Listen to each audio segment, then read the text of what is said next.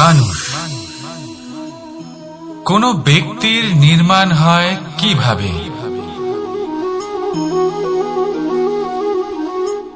কেউ বলবেন পঞ্চতত্ত্বের দ্বারা, কেউ বলবেন আত্মা, দেহ ও চেতনার দ্বারা, কেউ বলবেন ঈশ্বরের কৃপার দ্বারা, তো কেউ বলবেন এই প্রকৃতির পরীক্ষার দ্বারা।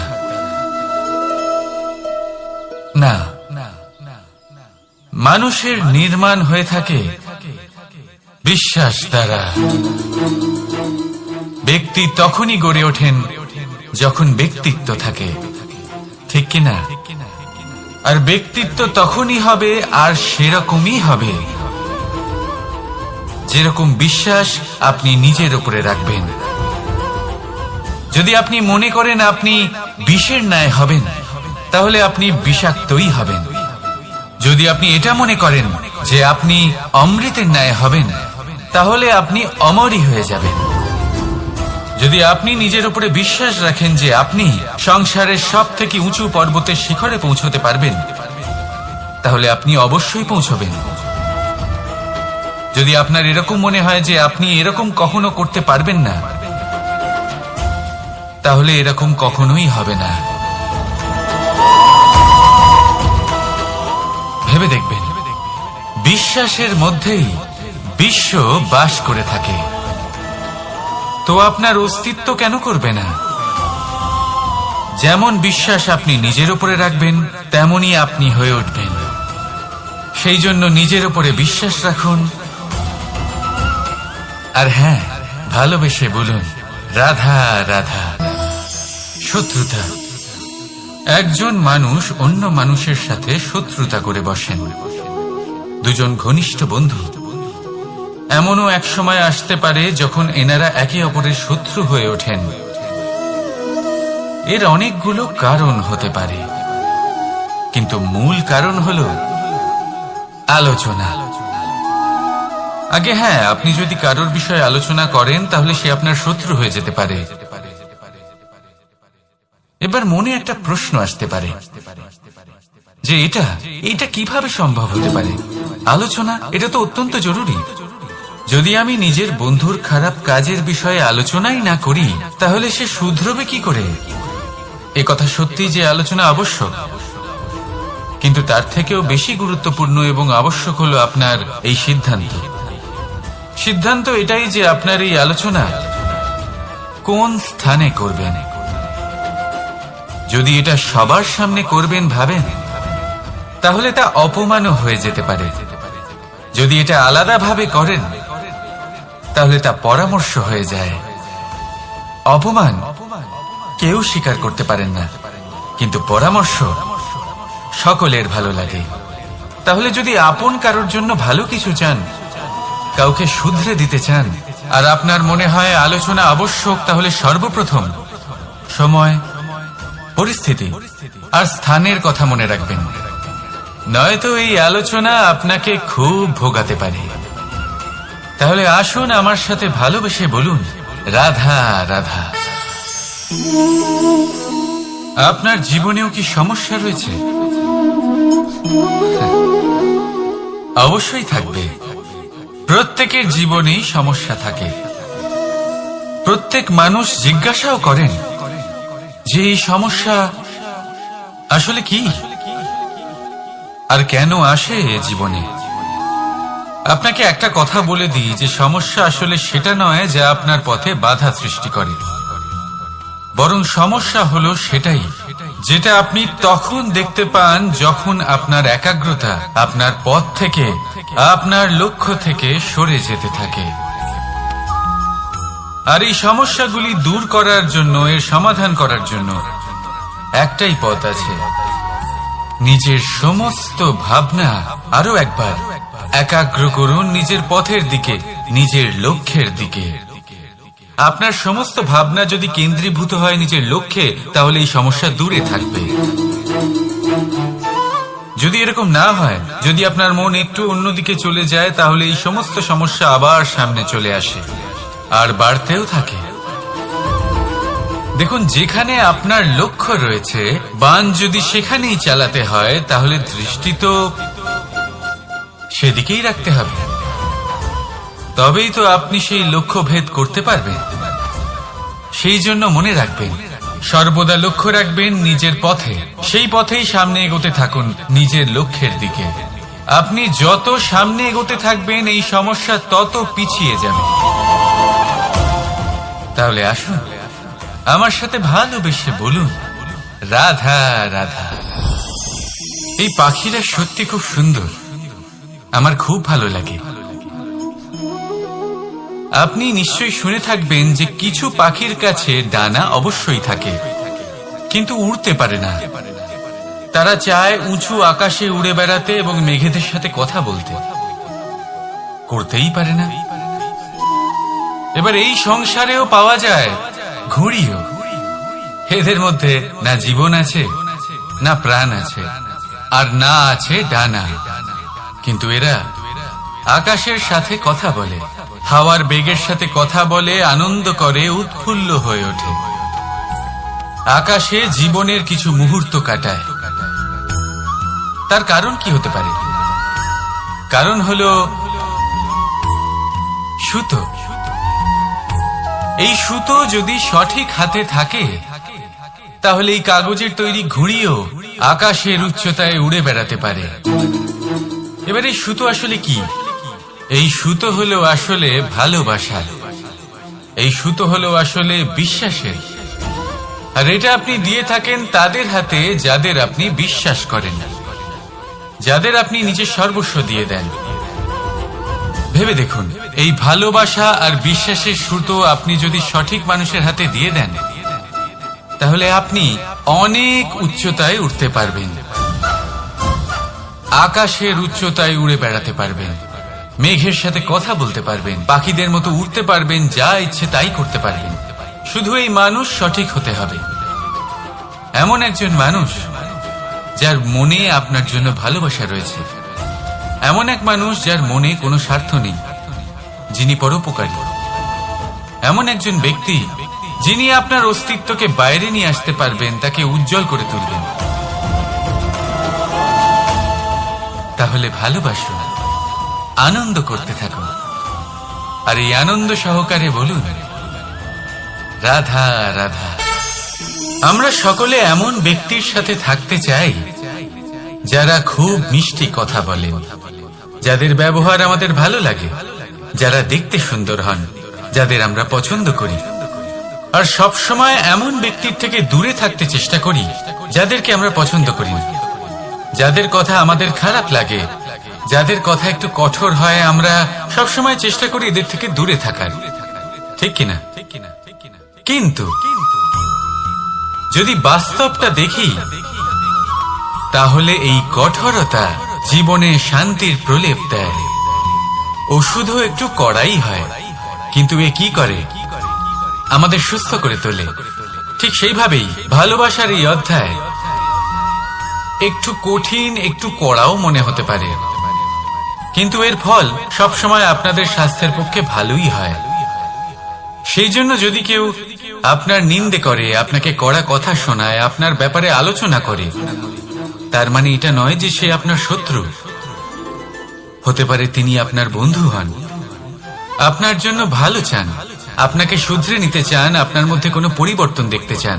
সেই জন্য কখনো কারোর কথা শুনে বা কাউকে দেখে প্রাথমিকভাবে এই সিদ্ধান্ত নেবেন না যে তিনি আপনার শত্রু হন নাকি আপনার বন্ধু হন। এমনও শত্রু হয়ে থাকেন যে গুড়ের মতো মিষ্টি মিষ্টি কথা বলে আসলে আপনাকে বিষ পান করিয়ে দেবেন। আর এমনও বন্ধু থাকেন যারা আসলে নিমের মতো কড়া কথা বলেন কিন্তু আপনাকে অমৃত পান করান। এদের মধ্যে পার্থক্য করতে জানতে হবে, কে আসলে শত্রু হন আবার কে আসলে মিত্র হন। এই পার্থক্য যখন আপনি করতে শিখবেন তখন আপনি এই সংসারের সব থেকে সুখী প্রাণী হয়ে উঠবেন। এই পার্থক্য বোঝা সহজ নয়, কিন্তু অবশ্যই আবশ্যক। রাধা রাধা। অসুখ। এমন কোন মানুষ আছেন এই সংসারে যার অসুখ করে না? প্রত্যেক মানুষ কখনো না কখনো অবশ্যই অসুস্থ হয়েছে, তার এই শরীর রোগের শিকার অবশ্যই হয়েছে। এবারে দেখুন, এই রোগ আসে আবার এই রোগ চলেও যায়, কিন্তু সেই রোগ আমাদের কষ্ট দিতে কেন সক্ষম হয়? কারণ হলো স্বচ্ছতা। যদি এই স্বচ্ছতা শরীরে না থাকে তাহলে মানুষকে শারীরিক কষ্ট পেতেই হবে। ঠিক সেইভাবেই অত্যন্ত প্রয়োজনীয় হলো এই স্বচ্ছতা যেন মনেও থাকে। যদি এই স্বচ্ছতা মনে না থাকে তাহলে মানুষ চারিত্রিকভাবে কষ্ট সহ্য করেন। এবারে নিবারণ কি হতে পারে? বড়ই সহজ এর উপশম। যদি রোগ শরীরে হয় তাহলে সর্বপ্রথম স্বচ্ছতা বজায় রাখতে শিখুন। এই শরীরকে পরিষ্কার রাখতে শিখুন।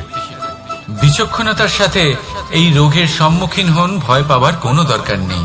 ব্যায়াম করতে থাকুন, সব ঠিক হয়ে যাবে। সেইভাবেই যদি এই অসুখ মনে হয় তাহলে কি করা যায়? সর্বপ্রথম তার আধারের উপরে নজর দিন। আপনার এই আধারই হলো আপনার আহার। যা আপনি আহার করবেন সেরকমই মানুষ হয়ে উঠবেন। সেইভাবেই আপনি যেরকম ভাবেন সেরকমই মানুষ হয়ে উঠবেন।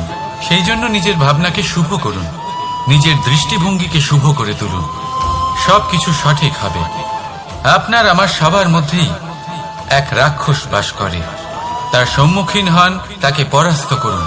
তাহলে এই রোগ সে শরীরেই হোক বা মনের মধ্যে, যদি সঠিক সময় তাকে আটকানো না যায় তাহলে যে কোনো সময় তা মহামারীর রূপ ধারণ করবে। সেই জন্য সাবধানে থাকুন, সুস্থ থাকুন। তাহলে আসুন আমার সাথে ভালোবেসে বলুন, রাধা রাধা। সংসারে সকলের মনে বাসনা থাকে তারা যেন ধন অর্জন করতে পারেন। সবাই তার জন্য চেষ্টাও করেন। একটি অত্যন্ত ছোট শিশুও যখন সে কোনো উপহার পায় তার থেকে সে অবশিষ্ট ধন সঞ্চয় করতে চেষ্টা করে। কারণ আমরা ভাবি যে সংগ্রহ করলে আমরা ধনী হয়ে উঠতে পারবো, ধনবান হয়ে উঠতে পারবো। এবার এটাই কিন্তু গুণের ক্ষেত্রেও প্রযোজ্য। যদি আপনারা জীবনে গুণবান হতে চান তবে সংগ্রহ করার কোনো প্রশ্নই নেই। আপনাকে শুধু সম্পত্তি খরচ করতে হবে। আমি ধনের কথা বলছি না, আমি এই সংসারের সব থেকে মূল্যবান সম্পত্তির কথা বলছি। সেটা হলো সময়। গুণবান হওয়ার জন্য আপনাকে শুধু সময় খরচ করতে হবে, অর্থাৎ প্রত্যেক মুহূর্তের সদ্ব্যবহার করতে হবে, আর তাও উচিত প্রকারে। যদি এই কাজ আপনি করতে পারেন তাহলে আপনা থেকেই গুণবান হয়ে উঠবেন। আর একবার যদি গুণবান হয়ে উঠতে পারেন তাহলে ধনবানও হতে বেশি সময় লাগবে না। সেই জন্য জীবনে গুণ অর্জন করুন, সময়ের সদ্ব্যবহার করুন, আর আমার সাথে ভালোবেসে বলুন, রাধা রাধা। সবাই বলেন যদি সংসারে কিছু জয় করতে চাও তাহলে নিজেকেই পথপ্রদর্শক হতে হবে। এই সংসারকে যদি প্রকাশমান করতে চাও তাহলে প্রদীপের মতো তোমাকেও জ্বলতে হবে। এই কথা অত্যন্ত শ্রেষ্ঠ, কিন্তু প্রদীপের মতো জ্বলার পূর্বে কিছু সাবধানতা অবলম্বন করা প্রয়োজনীয়। কিভাবে? ভেবে দেখুন, চারিদিকে অন্ধকার, আমার প্রকাশের প্রয়োজন। সেই ক্ষেত্রে যদি আমি একটি দীপক প্রজ্বলিত করি তাহলে চারদিক প্রকাশমান হবে, আমার ভালো লাগবে। কিন্তু ধরুন মাথার উপর কড়া রোদ আর তার মাঝে আমি একটি প্রদীপ জ্বালাতে শুরু করলাম, তখন কি হবে? আমি নিজেই বুঝতে পারবো যে আমি মূর্খামি করছি। মাটির প্রদীপ, তেল, প্রচেষ্টা, সময়, এই সব কিছু নষ্ট করছি। সেই জন্য মনে রাখবেন, জীবনে পরিশ্রম করা প্রয়োজনীয়, কিন্তু পরিশ্রম কোথায় করতে হবে, কতটা করতে হবে, সেটা মাথায় রাখা আরো প্রয়োজনীয়। আসুন আমার সাথে ভালোবেসে বলুন, রাধা রাধা। ক্ষমা একটা অত্যন্ত সুন্দর শব্দ, আমার খুব প্রিয় শব্দ। কিন্তু এই ক্ষমা কখন আর কিভাবে প্রয়োগ করতে হবে সেটা বোঝা প্রয়োজনীয়। এক, যদি আপনি কোনো অন্যায় করেন আর ক্ষমা না চান, ক্ষমা প্রার্থনা না করেন, ক্ষমা চাওয়া থেকে এড়িয়ে যান, তাহলে তাতে আপনারই ক্ষতি হবে। কিভাবে? ক্ষমা না চাইলে মনের মধ্যে অহংকার জাগ্রত হয়, আর অহংকার তো প্রকৃত অর্থে আমাদের ক্ষতিই করে। দুই, কেউ যদি অপরাধ করেন, আপনার থেকে ক্ষমা না চান, তাহলে তাকে ক্ষমা করবেন না। ক্ষমা হলো অত্যন্ত অমূল্য, আর না চাইতেই কাউকে ক্ষমা দান করা এটা উচিত নয়। তিন, যদি কেউ আপনার সাথে অনুচিত কিছু করেন, অপরাধ করেন, আর আপনার থেকে ক্ষমা চান, তাহলে তাকে ক্ষমা করে দিন। তাতে আপনার অন্তরের করুণাবোধ জাগ্রত হবে, প্রেম জাগ্রত হবে, আর তা আপনার জন্য শুভ হবে।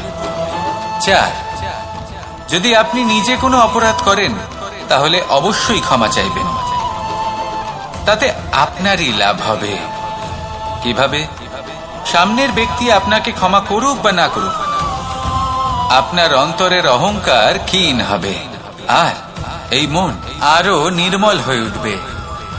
এই ক্ষমা অত্যন্ত অমূল্য, ভেবেচিন্তে একে ব্যবহার করুন আর আমার সাথে ভালোবেসে বলুন, রাধা রাধা।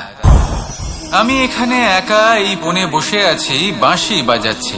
কার জন্য? কে আছেন এখানে? কেউ নেই। আমার প্রজা, আমার রাজ্য, আমার পরিবার আমার থেকে অনেক দূরে আছেন। আমি এখানে একা এই বনে বসে এই আকাশের এই রঙের, গাছের এই সব ফলের, মাটির সুবাসের আনন্দ উপভোগ করছি।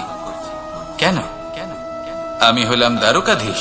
এমন কি রাজকীয় বা ভৌতিক সুখ রয়েছে যে আমি ওখানে পেতে পারি না? সবকিছুই পেতে পারি, তাও এখানে বনে একা বসে আছি। কোন সুখ খুঁজে চলেছি? একা থাকার সুখ। আমরা প্রত্যেকদিন অনেক মানুষের সাথে, চিন্তাধারার সাথে, কর্মের সাথে, পরিস্থিতির সাথে, সুখ দুঃখের দ্বারা বেষ্টিত থাকি। জীবনের এই চক্রে আমরা জড়িয়ে পড়তে থাকি। যতই আমরা এই সমস্যার সমাধান করি, আমরা ততই এতে জড়িয়ে পড়ি। আমরা এতটাই জড়িয়ে পড়ি যে যখন আমরা আয়নায় নিজেদের দেখি তখন আমরা নিজেদের চিনতেই পারি না। এমন মনে হয় যেন আমরা নিজেদের হারিয়ে ফেলেছি। সেই জন্য প্রত্যেক দিন আপনি কিছু সময় নিজের সাথে কাটান একান্তে। এটা অত্যন্ত আবশ্যক। নিজের অস্তিত্বের গভীরে গিয়ে দেখতে শিখুন, নিজেকে বুঝুন। অদ্ভুত শান্তির অনুভূতি হবে। যেমন এই বায়ু, এই বৃক্ষ, এই পুষ্প, এই নিসর্গ, এদের মতো আপনিও কখনো একলা হতে শিখুন। কখনো নিসর্গের একটা অংশ হয়ে দেখুন। এই মন প্রসন্ন হয়ে বলবে, রাধা রাধা। বাহ, পুষ্পের সুবাস আমার খুব ভালো লাগে। অত্যন্ত সুন্দর হয় এই পুষ্প। এইভাবে চারিদিকে পুষ্প দেখে মন আনন্দিত হয়ে ওঠে। এবার আপনারা ভেবে দেখুন, আমার চারিদিকে পুষ্প নয়, আগুন আছে। তাহলে কি হবে? আমার শরীর কি জ্বলে যাবে না? অবশ্যই জ্বলবে। শরীরকে কি আগুনের তাপ সহ্য করতে হবে না? অবশ্যই সহ্য করতে হবে। এটাই হলো প্রকৃতির নিয়ম। এই নিয়ম কিন্তু আমরা সবাই জানি, কিন্তু আমাদের মধ্যে বেশিরভাগ মানুষ এই বিভ্রান্তি নিয়ে বাঁচি যে এই যে প্রকৃতির নিয়ম, তা আমার উপর প্রযোজ্য নয়। তা কিন্তু নয়। আমাদের চতুর্দিকে এই যে নিসর্গ রয়েছে, আমরা তার কতটা ক্ষতি করি সেটা একবার ভেবে দেখুন। আমরা বনাঞ্চল জ্বালিয়ে দিই, বায়ু দূষিত করি, জল দূষিত করি, প্রাণীদের হত্যা আমরা করি। কেন? এই নিসর্গ আমরা নষ্ট করি, যদিও আমরা জানি যে আমরাও হলাম এই নিসর্গেরই অংশ। এবার দেখুন, শরীরের কোনো অংশে যদি আগুন ধরান, আস্তে আস্তে সমস্ত শরীরও জ্বলে যাবে। সেইভাবেই নিসর্গ যদি নষ্ট হয়ে যায়, তাহলে মনুষ্য জাতিও নষ্ট হয়ে যাবে। তাই এই যে নিসর্গ আপনি দেখছেন, নিসর্গ থাকে মানুষ থাকবে। যদি নিসর্গ থাকে তাহলেই জীবন থাকবে। আসুন আমার সাথে ভালোবেসে বলুন, রাধা রাধা। ওমা, এ কি? আমি কখন থেকে এখানে অপেক্ষা করছি, হাত পেতে দাঁড়িয়ে রয়েছি যাতে একটা ফল আমার হাতে এসে পড়ে এবং সেটা আমি খেতে পারি। কখন থেকে অপেক্ষা করছি, কিন্তু সেটা হচ্ছেই না। এবার আপনি বলবেন যে এসব কি বলছি, এ কি অদ্ভুত কথা বলছি। যদি ফল খেতে হয় তাহলে আমাকে বৃক্ষে চড়তে হবে, ফলের কাছে পৌঁছতে হবে, তবেই তো ফল পাবো। এবার এটা অত্যন্ত সহজ ব্যাপার, কিন্তু এই বিষয়টা আপনি নিজের জীবনের প্রসঙ্গে ভেবে দেখুন। লক্ষ্য কোথায় আছে আপনি জানেন, সেই লক্ষ্যে পৌঁছানোর পথ কি সেটাও আপনি জানেন, সেই পথে চলার ক্ষমতাও আপনার রয়েছে, কিন্তু তাও আপনি নিজের লক্ষ্য লাভ করতে পারছেন না। কেন? কারণ আপনি অপেক্ষা করছেন যে লক্ষ্য আপনার সামনে চলে আসবে, কিন্তু তা হয় না। লক্ষ্য সে যাই হোক না কেন, ধন হোক, প্রেম হোক, কোনো সম্মান হোক বা মোক্ষ হোক, যদি আপনি তার দিকে অগ্রসর না হন তাহলে ফল প্রাপ্তি অসম্ভব ব্যাপার, তা কোনোদিনই হবে না। সেই জন্য আপনার চোখের সামনে আপনি যদি নিজের লক্ষ্যকে দেখতে পান তাহলে উঠুন এবং সেই দিকে অগ্রসর হতে শুরু করুন। নিজের অন্তরের সকল অশুভ গুণ দূর করুন, অলসতা ত্যাগ করুন, অজ্ঞানতা ত্যাগ করে দিন এবং চলতে থাকুন। অবশ্যই মনোবাঞ্ছিত ফল লাভ করতে পারবেন। মনে রাখবেন, চলতে থাকলে তবেই লক্ষ্য প্রাপ্তি হবে। অপেক্ষার দ্বারা শুধুমাত্র মৃত্যু লাভ হবে। আসুন আমার সাথে ভালোবেসে বলুন, রাধা রাধা। আমি দ্বারকাধীশ এবং আমার সভাতে বিভিন্ন সময় বিভিন্ন ধরনের মানুষ আসেন, নিজেদের দাবি নিয়ে, নিজেদের ইচ্ছে নিয়ে। কখনো কেউ ভোজন চান, আবার কখনো কেউ ওষুধ, কখনো কেউ বস্তু চান, কেউ আবার চান বস্ত্র। কারোর জ্ঞান চাই, কারোর ধন চাই, আবার কারোর বাসস্থান। অনেক সময় আমি এই অনুরোধ, এই ইচ্ছে পূর্ণ করি না। এবার আপনি এটা ভাবতেই পারেন যে কৃষ্ণ তো তাহলে লোভী, ওর কাছে তো সবকিছুই রয়েছে, তারপরেও সে নিজের প্রজার ইচ্ছে পূর্ণ করে না, তাদের সমস্যাগুলি বুঝতে পারে না, তাদের সুখ স্বাচ্ছন্দ্য প্রদান করে না। আসল সত্য হলো এটাই যে কোনো সবল ব্যক্তি, যে কোনো গৃহস্থ ব্যক্তি যে কাজ করতে সক্ষম, তার পরিশ্রম দ্বারাই নিজের প্রয়োজনগুলি এবং ইচ্ছেগুলি পূরণ করা উচিত। এটা অত্যন্ত প্রয়োজনীয়। আর এগুলো তিনি করতে পারেন শিল্প, ব্যবসা, আচরণ অথবা জ্ঞানের ভিত্তিতে। এই পথে চলতে হবে, পরিশ্রম করতে হবে, তবেই সে কিছু অর্জন করতে পারবে। এবার এমন কোন ব্যক্তি যার এই সব কিছুতে কোনো রুচি নেই, যে কিছুই করতে চায় না, সে কিছুই অর্জন করতে পারবে না। এবার এরকম কোনো ব্যক্তিকে যদি আমি কোনো বস্তু প্রদান করি তাহলে কি হবে? সে পরাধীন হয়ে যাবে, আর সেটা উচিত হবে না। যখনই দান করবেন তা ভাবনা চিন্তা করে এমন ভাবে দান করবেন যাতে সামনের ব্যক্তি স্বাধীন হতে পারেন, পরাধীন নয়। আসুন আমার সাথে ভালোবেসে বলুন, রাধা রাধা।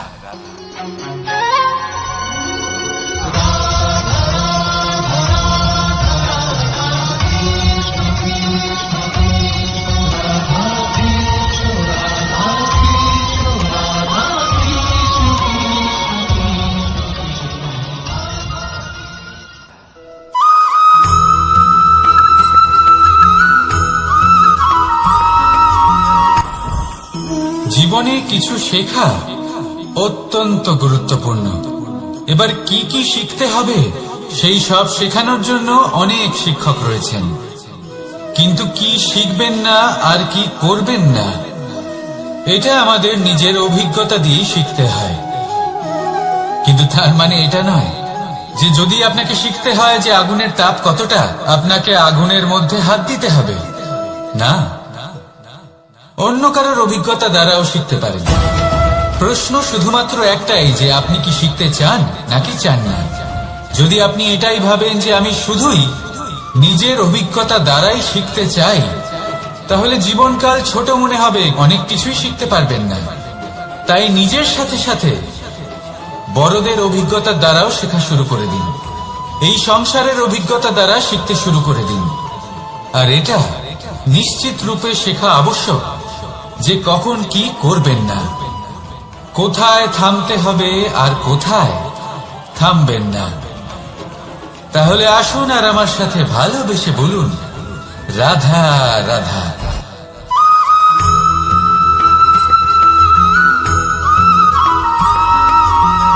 এই সংসারে সব থেকে বেশি কোমল বস্তু হলো রেশম।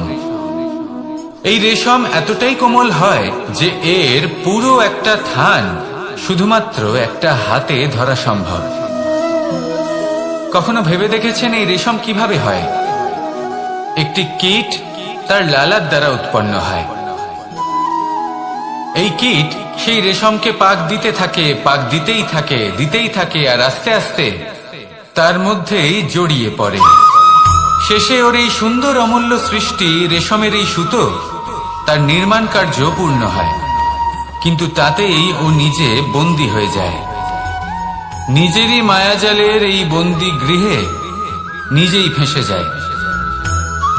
এবার এই সুতোকে ব্যবহারযোগ্য করে তোলার জন্য এই কীটগুলিকে এই কবচের সাথেই ফুটন্ত জলে ফেলে দেওয়া হয়।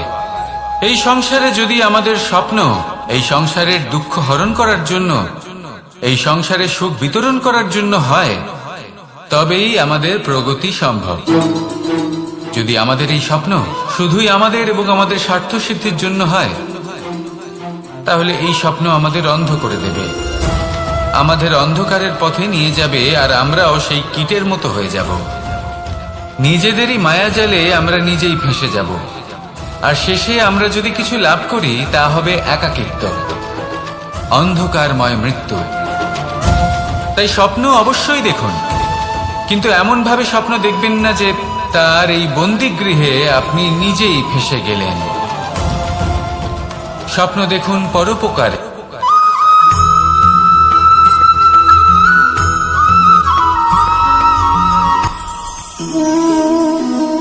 শক্তি এক অত্যন্ত বিচিত্র বস্তু, বা বলতে পারেন অনুভূতি। পিতা সবসময় চান যেন তিনি তার শক্তি পুত্রকে। আসুন আপনাকে সহজে বোঝাই। যদি আপনি সুপাত্র হন আর আপনাকে শক্তি দেওয়া হয়, তাহলে আপনি সেই শক্তির গুরুত্ব বুঝবেন, কোথায় সেই শক্তি প্রয়োগ করা উচিত সেটা বুঝবেন। আর এটা যেহেতু অর্জন করা শক্তি হবে, সেই শক্তির অপব্যবহার হবে না। কিন্তু যদি এই আপনি কুপাত্র হন আর যদি আপনাকে এই শক্তি দেওয়া হয়, তাহলে কি হবে? দেখতে গেলে এই শক্তি আপনি দান হিসেবে পেয়েছেন, তাই না আপনি এই শক্তির গুরুত্ব বুঝবেন, আর না এর প্রয়োগ আপনি জানবেন। তার অপব্যবহার হওয়া সুনিশ্চিত। তাই যদি আপনি কোনো শক্তি অর্জন করতে চান, তাহলে আগে তার যোগ্য হয়ে উঠুন, পুত্র নয় পাত্র হয়ে উঠুন। আর আমার সাথে ভালোবেসে বলুন, রাধা রাধা।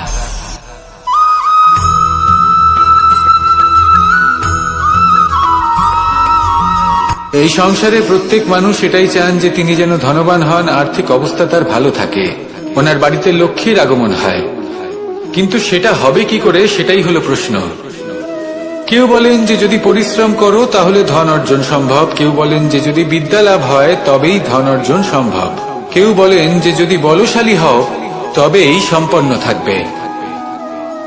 ভালো কথা, যদি তাই হয়ে থাকে, তবে দিনমজুর সারা দিন পরিশ্রম করেন, তিনি কেন ধনী হন না?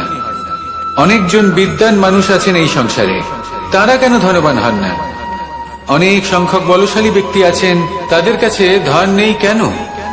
তাদের কেন ধনের অভাব হয়? আবার এমনও কিছু মানুষ আছেন যারা পরিশ্রম করেন, তারা দিনমজুর, কিন্তু তারা ধন অর্জন করতে পারেন। কিছু বিদ্বান ব্যক্তি আছেন যাদের কাছে অধিক মাত্রায় ধন রয়েছে। কয়েকজন বলশালী ব্যক্তি রয়েছেন যাদের কাছে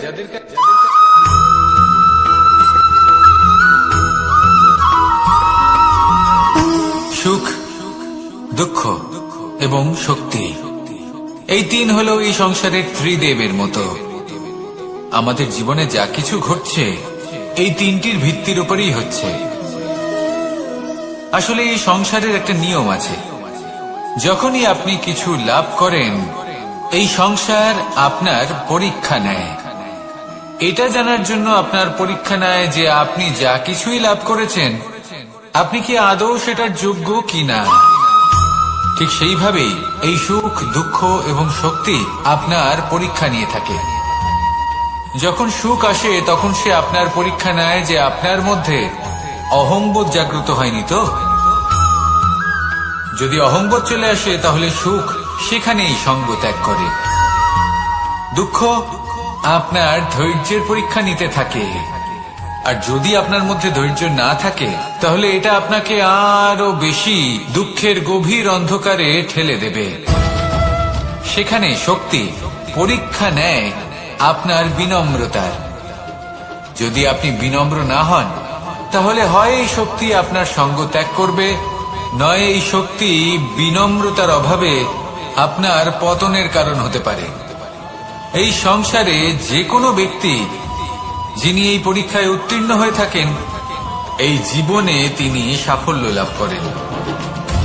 আসুন আমার সাথে ভালোবেসে বলুন, রাধা রাধা।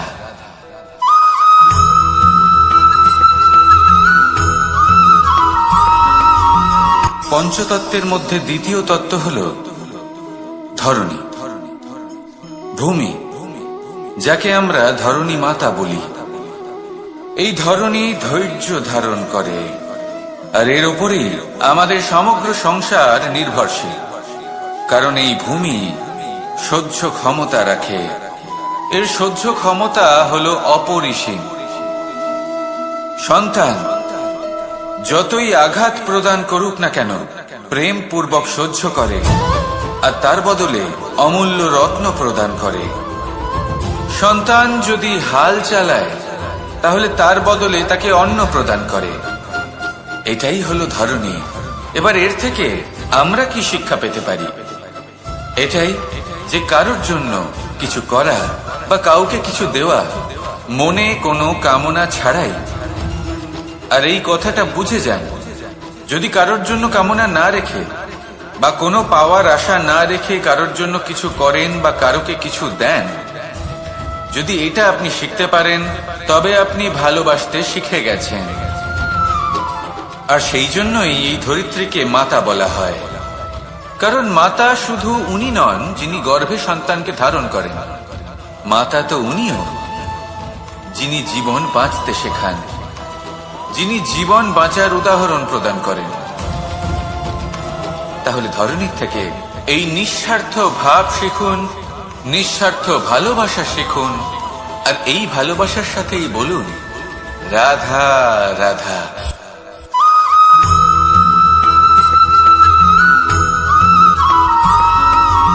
মানুষ জন্মগ্রহণ করে, তার সাথে ভয়েরও জন্ম হয়। ছোটবেলা থেকেই আমাদের মনে কোনো না কোনো প্রকারের ভয় থেকেই যায়। কেউ এই বিষয়ে ভয় পায় যে তার কোনো বস্তু তার থেকে দূরে চলে যাবে, কেউ এই বিষয়ে ভয় পায় যে আমি নিজেকে হারিয়ে ফেলব, কেউ এই ভেবে ভয় পায় যে আমার প্রিয়জনেরা তারা যেন আমার থেকে দূরে না চলে যায়, কেউ এই ভেবে ভয় পায় যে আমরা যেন পথ না হারিয়ে ফেলি, আদি ইত্যাদি। কিন্তু সত্যি কথা বলতে ভেবে দেখুন, এই ভয় বাস্তবে কি? শুধুই একটা মনস্থিতি, আর কিছুই নয়। যা কিছু আপনি জীবনে পেয়েছেন তা একদিন আপনাকে হারাতে হবে। এই জীবন হলো আপনারই, কিন্তু তাও একদিন সমাপ্ত হবে। তাই ভয় পেয়ে কি লাভ? এই ভয় শুধু আপনাকে জীবন যাপন করা থেকে বাধা দিচ্ছে, আর কিচ্ছু নয়। পথ হারিয়ে ফেললেই বুঝতে পারবেন যে নতুন পথ কিভাবে বানাতে হয়।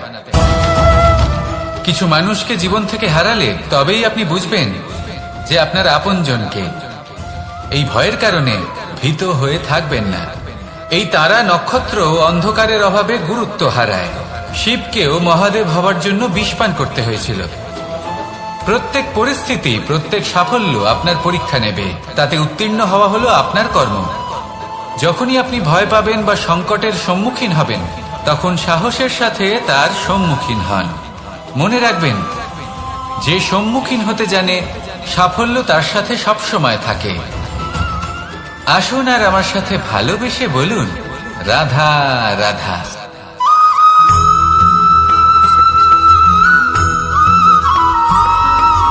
জীবনে অগ্রসর হওয়ার জন্য আমাদের কাকে প্রয়োজন হয়? মাতা পিতা, বন্ধু, প্রেম, সাহায্য, অর্থ, পরিশ্রম, আশা। ভিন্ন ভিন্ন মানুষ ভিন্ন ভিন্ন বিকল্প চয়ন করে। যদি আমি আপনাকে বলি, তাহলে জয় আর পরাজয়ের মন্ত্র দুটো শব্দের উপর নির্ভর করে, মেনে নেওয়া আর দৃঢ় হওয়া। যদি মেনে নেন তাহলে হেরে যাবেন, যদি দৃঢ় হন তাহলে নিশ্চিত রূপে জয়ী হবেন। যদি কখনো আপনি ক্লান্ত হয়ে ওঠেন, আপনি দুঃখী হন, পুরোপুরি ভেঙে পড়েছেন, তখন মেনে নেবেন না যে আপনি ভেঙে পড়েছেন, নয়তো হেরে যাবেন। তখন উল্টে স্থির করবেন যে যাই হয়ে যাক না কেন, আমি জয়ী হবই। আর আপনি দেখবেন যে জয় নিশ্চিত রূপে আপনার কাছেই আসবে। তাহলে এই কথা মনে রাখবেন আর আমার সাথে ভালোবেসে বলবেন, রাধা রাধা।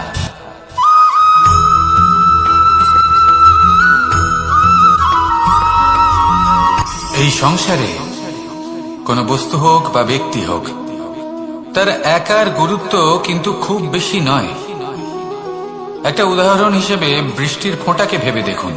যদি একটি বৃষ্টির ফোঁটা হয় তাহলে তার খুব বেশি গুরুত্ব থাকে না, কিন্তু যখন সহস্র বৃষ্টির ফোঁটা মেঘের মধ্যে দিয়ে ঝরে পড়ে তখন সেটা বর্ষার রূপ ধারণ করে। সেই বর্ষা যা এই প্রকৃতিকে শান্ত করে। সেইভাবেই পাথরের ছোট টুকরো, তার খুব বেশি গুরুত্ব থাকে না, কিন্তু যখন অসংখ্য পাথরের টুকরো একত্রিত হয় তখন তা পর্বতের আকার ধারণ করে। সেইভাবেই কিছু মানুষ যখন একত্রিত হন তখন তৈরি হয় পরিবার, কিছু পরিবার যখন একত্রিত হয় তখন তৈরি হয় সমাজ, যখন অনেক সংখ্যক সমাজ একত্রিত হয় তখন তৈরি হয় রাজ্য। এবার এই রাজ্যের সব থেকে গুরুত্বপূর্ণ ব্যক্তি হতে পারেন রাজা, কিন্তু তাও সেই রাজা একা কিছু করতে পারেন না। যুদ্ধ লড়ার সময় তারও নিজের সৈন্যদলকে প্রয়োজন পড়ে। কিন্তু এই সংসারে এমন একজন ব্যক্তি আছেন যিনি একাই সব কাজ করতে থাকেন, এবং সেই ব্যক্তি হলেন মা। আমাদের জীবনে একজন পিতার ভূমিকা কিন্তু নিঃসন্দেহে অমূল্য, কিন্তু আমাদের সকলের জীবনে যে ভূমিকা একজন মায়ের তা অন্য কারোর থাকে না। একজন মা একাই সন্তানকে বড় করতে পারেন, সংস্কারী করে তুলতে পারেন, তার জন্য পরিশ্রম করেন। আর এত কিছু কাজ করার পরেও তার কাজের জন্য তিনি প্রশংসা অবশ্য পান না। উল্টে যদি সেই সন্তান অনুচিত পথে চালিত হয়, অনুচিত কর্ম করে, তখন সেই মাকেই অপবাদের পাত্র হয়ে উঠতে হয়। আমাদের জীবনে মায়ের যোগদান কতটা সেটা বুঝুন। আপনাকে বড় করে তোলার জন্য উনি কতটা পরিশ্রম করেছেন সেটা বুঝুন। আজ থেকে, এখন থেকে, এই মুহূর্ত থেকে মাকে সম্মান করতে শিখুন। যখন সময় পাবেন, যখন সুযোগ হবে, তখন তার প্রশংসা করুন, ওনারও ভালো লাগবে।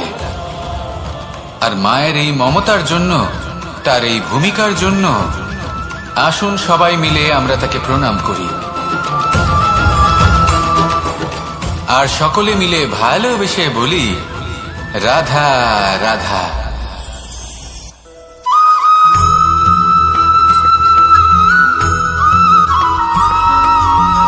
এই সংসারের সব থেকে গুরুত্বপূর্ণ তত্ত্ব কোনটা?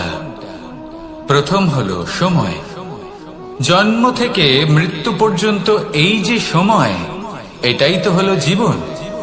দ্বিতীয় হলো জীবন, যাতে আমরা সময়ের সদ্ব্যবহার করি, শ্রেষ্ঠ থেকে শ্রেষ্ঠতর কাজ করার চেষ্টা করি। বহু বছরের এই পরম্পরা, এই সংস্কৃতিকে এগিয়ে নিয়ে যাওয়ার চেষ্টা করি। এই সংসারে আমরা অংশগ্রহণ করতে চেষ্টা করি। তৃতীয় হলো ধন, সেই ধন যা প্রত্যেক ব্যক্তি অর্জন করতে চেষ্টা করেন। এবার এই তিনটি তত্ত্বের মধ্যে একটা সামঞ্জস্য আছে, সমান ব্যাপার আছে, সে ধনই হোক বা সময় হোক বা হোক জীবন। আর সেই সমান ব্যাপার হলো যে যদি আপনি এটা গণনা করতে থাকেন তাহলে তা কমতে থাকে, যদি আপনি এটা ব্যবহার করেন তাহলে তা বাড়তে থাকে। একে সংগঠিত করে রাখতে চেষ্টা করলে এ হাত থেকে ফসকে যায়, কিন্তু যদি আপনি একে সামলে রাখতে শিখে যান তাহলে এমন কাজ করবেন যাতে সংসারের সাথে সাথে পরবর্তী প্রজন্ম লাভবান হবে। যদি কিছু শিখতে চান তাহলে সামলাতে শিখুন, গণনা করা বা সংগঠিত করা নয়। আসুন আর আমার সাথে ভালোবেসে বলুন, রাধা রাধা।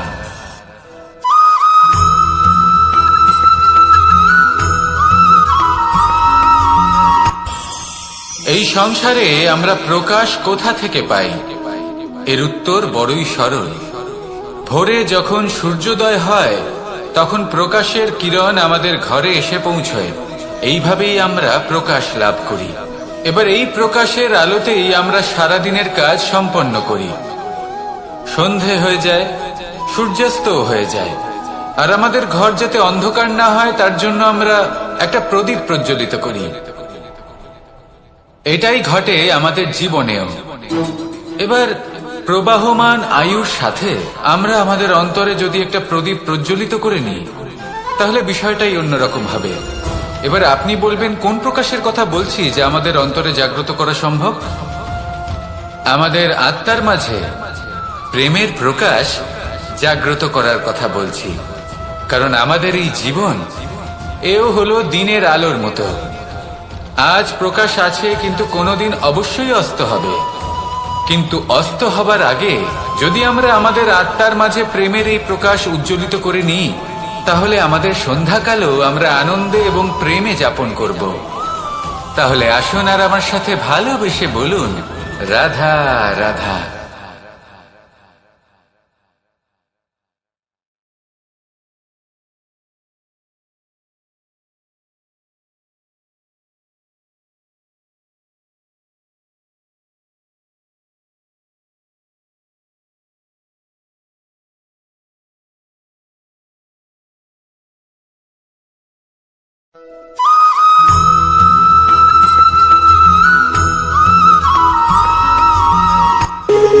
যখন মানুষের মৃত্যু হয় তখন কি হয়? অনেক সংখ্যক মানুষ শোক পালন করতে চলে আসেন। যে ব্যক্তি মৃত্যু লাভ করেছেন তার অনেক বস্তু থাকে যেগুলো তার প্রিয়, যেগুলো তিনি ব্যবহার করেছেন। তার শয্যা, তার বস্ত্র, তার আভূষণ সবকিছু তার থেকে বিচ্ছিন্ন করা হয় এবং খালি হাতে তাকে শ্মশানের উদ্দেশ্যে রওনা করা হয়। আমি আপনাকে এই প্রশ্ন করতে চাই, আপনি এই সংসারে কি অর্জন করেছেন? ধন সম্পত্তি, বস্ত্র, আভূষণ, এই সব কিছু যে আপনি অর্জন করেছেন, আপনার মৃত্যুর পরে তা আপনার থেকে দূর হয়ে যাবে। এর উত্তর হলো একটাই, আপনার কর্ম।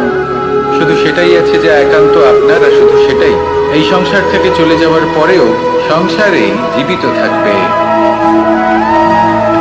যদি আপনি দুষ্কর্ম করেন, তাহলে এই সংসার আপনাকে একটি অনুচিত উদাহরণ হিসেবে মনে রাখবে যে এই ব্যক্তি খুব পাপী ছিল, অনুচিত কর্ম করতেন। যে পথে তিনি চলেছেন সেই পথে কারোর চলা উচিত নয়। সেখানেই যদি আপনি সৎকর্ম করেন, তাহলে সংসার চিরকাল এটাই বলবে যে খুব ভালো মানুষ ছিলেন, সবাইকে ভালোবাসতেন, সবাইকে সাহায্য করতেন, আমার খুব প্রিয় মানুষ ছিলেন। এটাই হলো শ্রেষ্ঠ কর্ম। সেই জন্য জীবনে শুধুমাত্র ধন সম্পত্তি, আভূষণ এই সব অর্জন করতে গিয়ে নিজের মনোনিবেশ করবেন না। শ্রেষ্ঠ কর্ম করুন। সংসার থেকে চলে যাওয়ার পরেও এই কর্মই এই সংসারে আপনাকে জীবিত রাখবে। আসুন আমার সাথে ভালোবেসে বলুন, রাধা রাধা।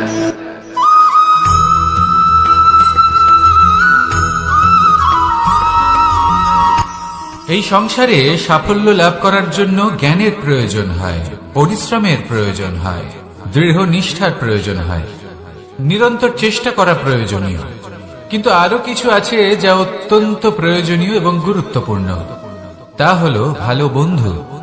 তাদের থাকা অত্যন্ত প্রয়োজনীয়। যদি ভালো বন্ধু থাকে, তাহলে সময় এলে তারা ঢাল হয়ে আপনাকে সুরক্ষা করবেন। সময় এলে অস্ত্রের মতো শত্রুকে সংহারও করবেন।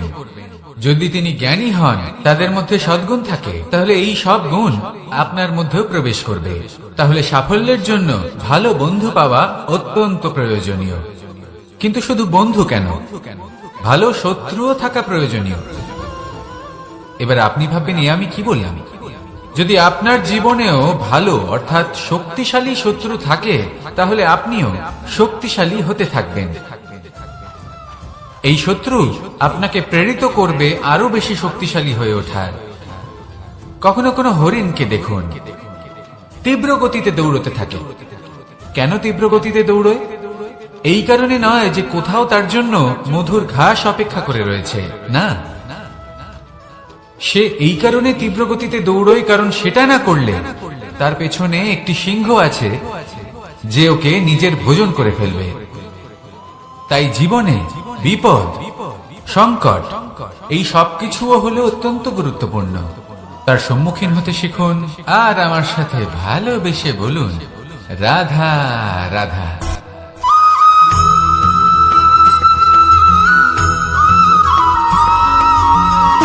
সুখ, দুঃখ এবং শক্তি, এই তিন হলো এই সংসারের ত্রিদেবের মতো। আমাদের জীবনে যা কিছু ঘটছে এই তিনটির ভিত্তির উপরেই হচ্ছে। আসলে এই সংসারের একটা নিয়ম আছে, যখনই আপনি কিছু লাভ করেন এই সংসার আপনার পরীক্ষা নেয়। এটা জানার জন্য আপনার পরীক্ষা নেয় যে আপনি যা কিছুই লাভ করেছেন আপনি কি আদৌ সেটার যোগ্য কিনা। ঠিক সেইভাবেই এই সুখ, দুঃখ এবং শক্তি আপনার পরীক্ষা নিয়ে থাকে। যখন সুখ আসে তখন সে আপনার পরীক্ষা নেয় যে আপনার মধ্যে অহংবোধ জাগ্রত হয়নি তো। যদি অহংবোধ চলে আসে তাহলে সুখ সেখানেই সঙ্গ ত্যাগ করে। দুঃখ আপনার ধৈর্যের পরীক্ষা নিতে থাকে, আর যদি আপনার মধ্যে ধৈর্য না থাকে তাহলে এটা আপনাকে আরো বেশি দুঃখের গভীর অন্ধকারে ঠেলে দেবে। সেখানে শক্তি পরীক্ষা নেয় আপনার বিনম্রতার। যদি আপনি বিনম্র না হন তাহলে হয় এই শক্তি আপনার সঙ্গ ত্যাগ করবে, নয় এই শক্তি বিনম্রতার অভাবে আপনার পতনের কারণ হতে পারে। এই সংসারে যে কোনো ব্যক্তি যিনি এই পরীক্ষায় উত্তীর্ণ হয়ে থাকেন এই জীবনে তিনি সাফল্য লাভ করেন। আসুন আমার সাথে ভালোবেসে বলুন, রাধা রাধা।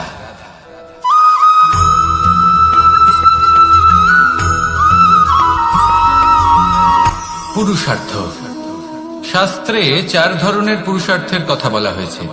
প্রথম হলো ধর্ম। আপনি কি জানেন এই ধর্ম আসলে কি?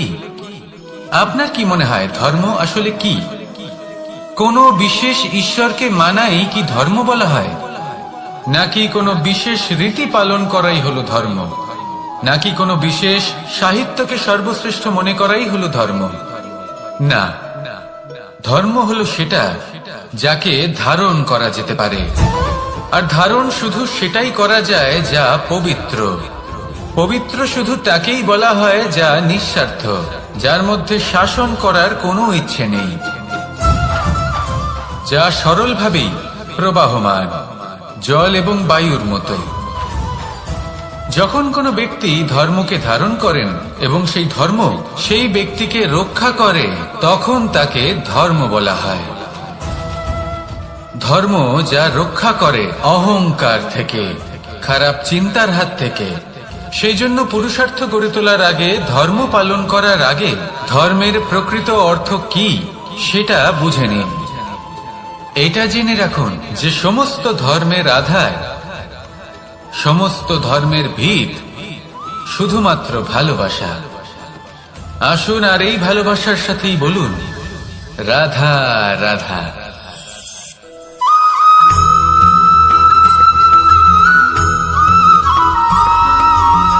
এই সংসারে সব থেকে বেশি কোমল বস্তু হলো রেশম।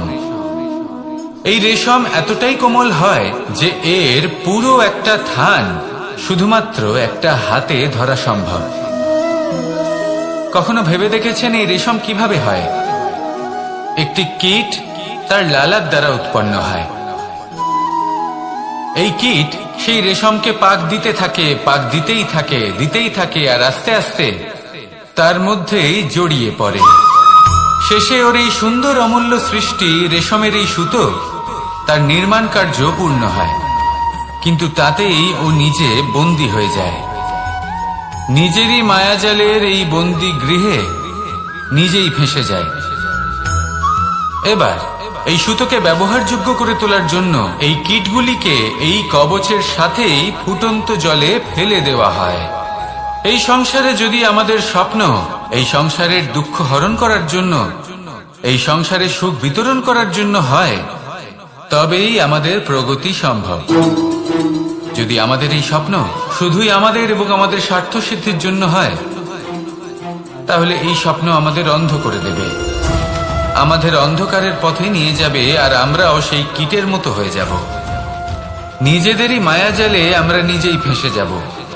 আর শেষে আমরা যদি কিছু লাভ করি তা হবে একাকিত্ব, অন্ধকারময় মৃত্যু। তাই স্বপ্ন অবশ্যই দেখুন, কিন্তু এমন ভাবে স্বপ্ন দেখবেন না যে তার এই বন্দিগৃহে আপনি নিজেই ফেঁসে গেলেন। স্বপ্ন দেখুন পরোপকারে।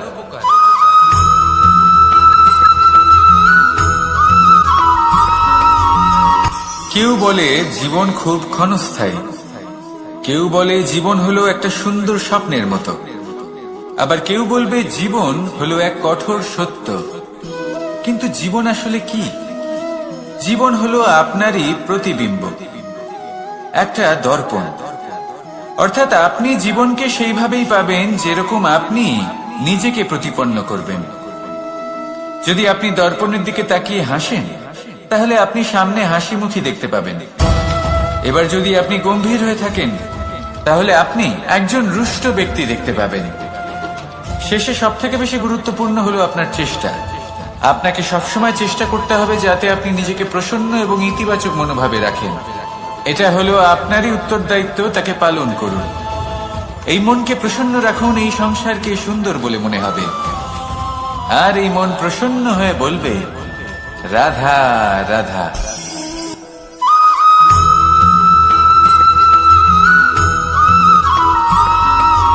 জীবনে যখন কোনো ব্যক্তি নিজের লক্ষ্য প্রাপ্তির জন্য নিরন্তর পরিশ্রম করতে থাকেন, চেষ্টা করতে থাকেন, তখন তিনি কষ্ট অনুভব করেন। কখনো শারীরিক কষ্ট, কখনো মানসিক কষ্ট। এবার উনি এটা ভাবতে থাকেন যে আমি কি উচিত করছি নাকি অনুচিত করছি। কারণ অন্যদিকে এমন একজন ব্যক্তিও আছেন যিনি একদমই পরিশ্রম চেষ্টা করছেন না। তিনি মদিরা পান করেন, বিলাসিতায় জীবন কাটান, অলস প্রকৃতির হয়ে ওঠেন, নিদ্রাতে বিলীন হয়ে থাকেন আর ভাবেন যে তিনি সুখ লাভ করছেন। কিন্তু এরকম কেন হয়? কারণ যখন আমরা সৎ পথে থাকি, উচিত পথে চলি, লক্ষ্য প্রাপ্ত করার জন্য চেষ্টা করতে থাকি, তখন আমাদের ভেতরে থাকা নেতিবাচক শক্তি এবং পাপ এই দেহকে ত্যাগ করে দেয়। আর এই অনুভূতিটাই আমাদের দুঃখের অনুভূতি দেয়, কষ্ট দেয়। এবার সেখানে যদি আমরা কুপথে চলি, অনুচিত পথে চলতে থাকি, তাহলে আমাদের ভেতরে থাকা পুণ্য এবং ধনাত্মক শক্তি আমাদের দেহ ত্যাগ করে দেয়।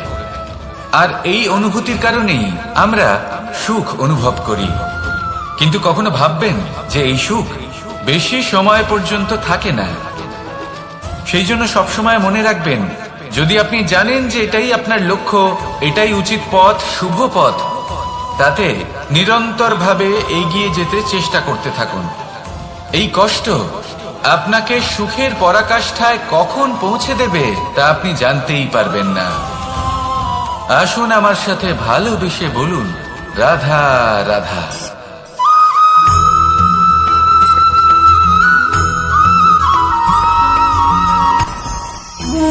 ভোজন। এবার ভোজন সংগ্রহ করার জন্য মানুষ কি না করেন, সব সময় চেষ্টা করতে থাকেন। ফসল উৎপাদনের জন্য অনেক পরিশ্রম করতে থাকেন, কিন্তু অনেক সময় অনেক পরিশ্রম করার পরেও ফসল ভালো উৎপাদন হয় না। এর কারণ কি? কারণ হলো এটাই যে আপনি পরিশ্রম হয়তো অনেক করেছেন, কিন্তু আপনার নজর তো সেই বীজের দিকে ছিলই না যা আপনি রোপণ করেছেন। সেই জন্য সব সময় কোনো বীজ রোপণ করার আগে তাকে পরখ করে দেখুন, তা অত্যন্ত আবশ্যক। আর সেইভাবেই যখনই কোনো কর্মের প্রশ্ন আসে, তাহলে সেখানে শুধুমাত্র পরিশ্রম যথেষ্ট নয়। সেই কাজের প্রতি আপনার কর্তব্য কি, আপনার উদ্দেশ্য কি, সেটা জানা হলো অত্যন্ত গুরুত্বপূর্ণ। তাই কর্ম করুন, কিন্তু সেই কর্মের প্রতি আপনার যা উদ্দেশ্য তার মাহাত্ম্য বুঝতে চেষ্টা করুন।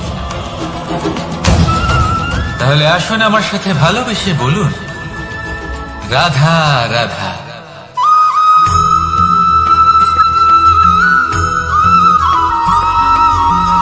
পিতা আর পুত্রের সম্পর্ক অত্যন্ত মধুর হয়ে থাকে। পিতা স্বপ্ন দেখেন, তাকে পূর্ণ করার সকল সম্ভাব্য চেষ্টা করেন, কিন্তু তাও অনেক সময় ওনার স্বপ্ন অপূর্ণ থেকে যায়। তখন পিতা ভাবেন যে স্বপ্ন উনি পূর্ণ করতে পারেননি ওনার সন্তান তা অবশ্যই পূরণ করবে। যে স্থানে উনি কখনো পৌঁছতে পারেননি, সেই স্থানে ওনার পুত্র অবশ্যই পৌঁছবে। পিতা নিজের সন্তানের ভবিষ্যৎ নিয়ে সেই স্বপ্ন দেখেন, আর যখন সেই সন্তান সামনে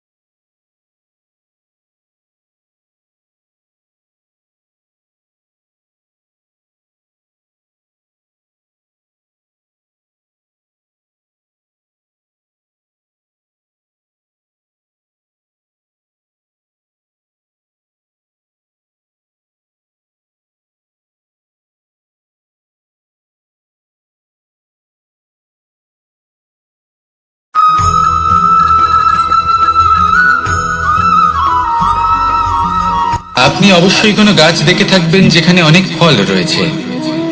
সেই গাছের ডালগুলি নিজে থেকেই নত হয়ে যায়। কেন? যাতে মানুষ, প্রাণী, এরা সকলে যাতে সেই ফল খুব সহজে গ্রহণ করতে পারেন। এটাই হলো প্রকৃতির শিক্ষা, এটাই হলো প্রকৃতির নিয়ম। মানুষেরও কিছুটা এরকমই হওয়া উচিত। যদি আপনি সাফল্যের চরম সীমায় পৌঁছে যান, অনেক বেশি ধন অর্জন করে ফেলেন, তখন মনে রাখবেন যে আপনি যেন অহংকারী না হয়ে পড়েন। বিনম্র থাকতে হবে। সেই ধনকে ব্যবহার করতে হবে উচিত কাজের জন্য। সেই ধনের দ্বারা সমাজের মঙ্গল করা উচিত। সকল মানুষকে সাহায্য করা উচিত যাদের ধনের অভাব আছে। যদি ধনী হওয়া সত্ত্বেও আপনি ধনের সদ্ব্যবহার এই সমাজের মঙ্গলের জন্য, তার ভালোর জন্য না করেন, যদি আপনি ধন দান না করেন, তাহলে এই ধন অহংকার রূপী বিষে পরিণত হয়ে আপনাকেই নাশ করবে। তাই ফলে ভরা গাছের মতো নত হয়ে থাকুন, বিনম্র হয়ে থাকুন। কখনো কখনো এমন সময় আসবে যখন আমাদের আপনজনের থেকে সাহায্য চাইতে হয়।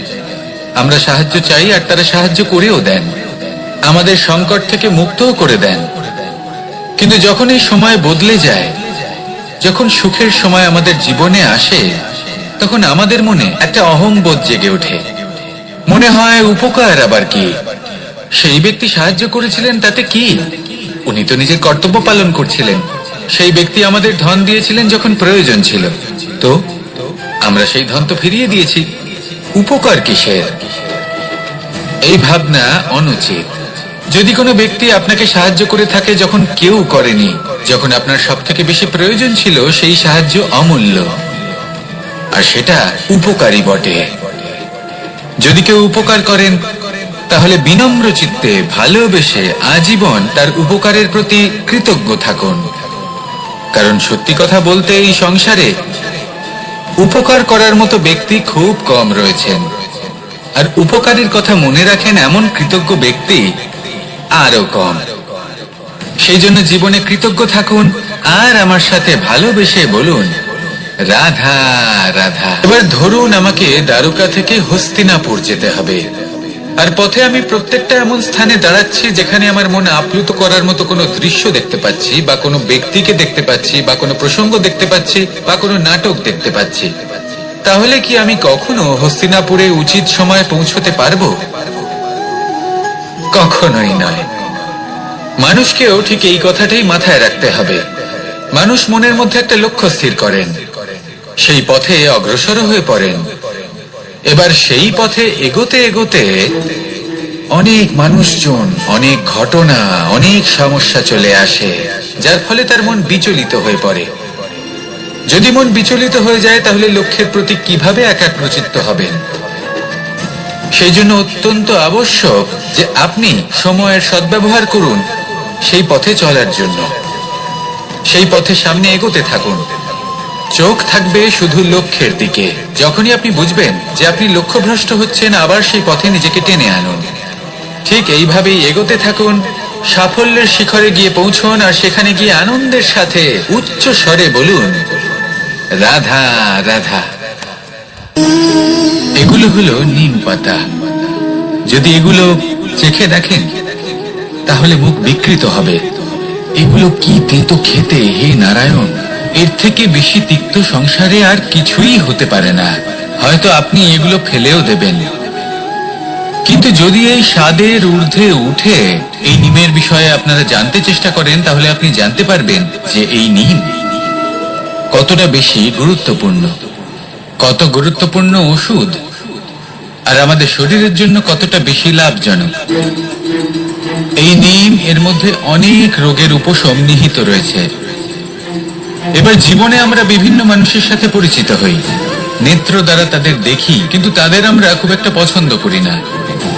সেক্ষেত্রে আমাদের কি করা উচিত? অন্তর মন দিয়ে তাদের দেখা উচিত। ওনাদের রূপ রং নয়, ওনাদের ব্যবহার, ওনাদের গুণাবলী দেখা উচিত। কারণ হতে পারে ঠিক যেমন নিম পাতা বাস্তবে খুব তেতো, কিন্তু আমাদের শরীরের পক্ষে লাভজনক, সেইভাবেই এইসব মানুষ যাদের দেখলে আমাদের ভালো লাগে না, যাদের রূপ রং আমাদের পছন্দ হয় না, হয়তো সেই মানুষগুলোই আমাদের জীবনকে পূর্ণরূপে পাল্টে দিতে পারেন। হতে পারে তাদের মধ্যে এমন ক্ষমতা রয়েছে, আমাদের সুখ, শান্তি, প্রেরণা প্রদান করতে পারেন, আমাদের দুঃখ হরণ করতে পারেন, আমাদের পথ দেখাতে পারেন। সেই জন্য যখনই কোনো ব্যক্তিকে দেখবেন, চর্মচক্ষু নয় অন্তর্মন দিয়ে দেখবেন, রূপ রং নয় গুণাবলী দেখবেন, মানুষকে আরো ভালোভাবে বুঝতে পারবেন। আর এই মন প্রসন্ন হয়ে বলবে, রাধা